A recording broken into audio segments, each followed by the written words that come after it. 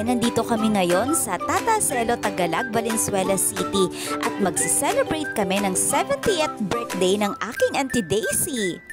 Siya ay isa sa sister ng aking mother at isa rin siya sa nagpalaki sa akin noon. Dahil naging working mom din ng nanay ko kaya iniiwan ako sa kanya nung maliit pa ako. Very thankful kami sa auntie ko na to dahil napaka-generous talaga niya lalo na nung nag-work pa siya.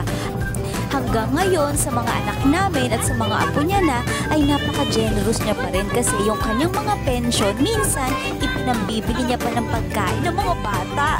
Kaya minsan pag nanghihingi ang mga anak ko ng pagkain at pag sinabi kong wala, ang sasabihin nila, sige pupunta kami kay Mama Daisy. Maloko talaga. Nakakatuwa naman ang mga waiters dito. May pa-dance pa. Aliw na aliw talaga kami. Siyempre kasama rin namin yung iba pang mga kapatid ng mother ko.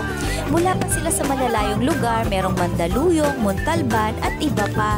Nagsama-sama talaga kaming lahat para sa 70th birthday ni Auntie Daisy. Kasama rin namin siyempre sa celebration yung mga ka-office mate ng anak niya na si Ivy.